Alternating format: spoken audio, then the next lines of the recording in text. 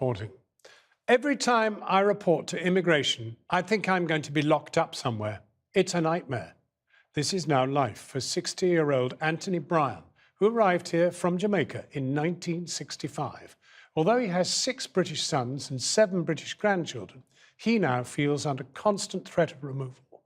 The Joint Council for the Welfare of Immigrants says he's one of many Commonwealth citizens who have fallen through the cracks as the rules have changed. Here's our senior Home Affairs correspondent, Simon Israel. It's a photo from the 60s. 3 brothers not long arrived in London from Jamaica. Anthony Bryan is on the right, not much older than 8. He's never left since, but 52 years on, finds himself under threat of removal from the UK. Now, at the age of 60, he must report to immigration every week. Every time I go down, it's like, they're going to hold me today. Am I going to be locked up somewhere and have to phone my missus again? It's just a nightmare. The grandfather's ordeal began when he applied for a British passport to visit his elderly mother in Jamaica. He had no proof of ID. He had arrived on his brother's passport in 1965, and that had long gone. The next thing he knew, immigration was knocking at his door. They said I'm illegal. I'm illegal in the country, and their job is to remove me out of the country. They had a plane ticket for me. And I phoned my missus, I said to her, they tell me that they got a plane ticket for me, and they're going to remove me out of the country. Now she's saying to me, no, they can't just move you out of the country. I said, listen, they tell me they got a ticket for me. Who should I believe? You or them? Because they're government. Not once, but twice, the painter decorator found himself in an immigration detention centre.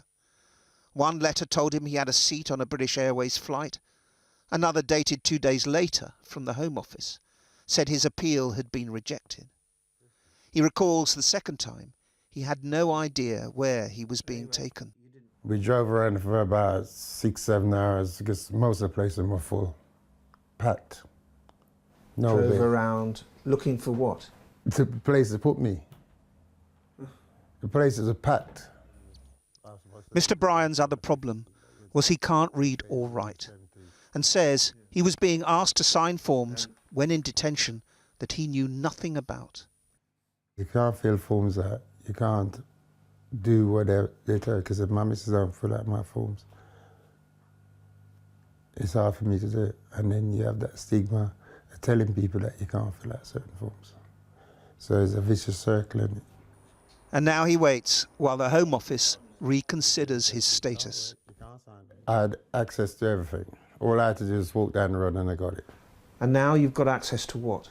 Nothing. Nothing at all? Nothing. Can you go and see a GP? Nope. Can you sign on? Nope. Can you open a bank account? Nope.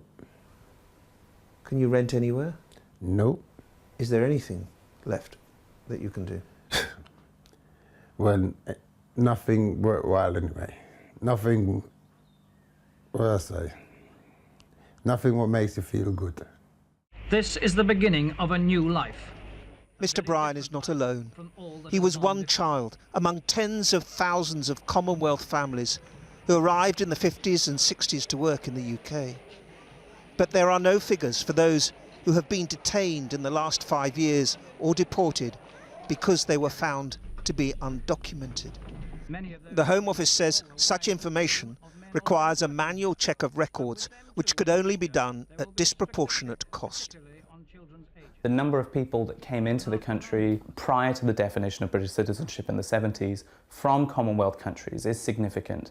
And though we don't have accurate numbers, one could estimate that possibly thousands of those people at the time of that transition between systems didn't actually change their status to the type of paperwork that's needed today. Mr. Bryan has 6 British sons and 7 British grandchildren, but that's not enough. Every week he reports to immigration. I think the people that are in immigration, there are wicked people in there, to be honest, because you've seen my faults, you've seen my life,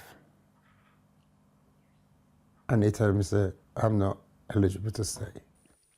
The Home Office said inquiries over the last 3 years have not led Mr Bryan to providing the necessary evidence to show a lawful right to remain, but it's still considering his case.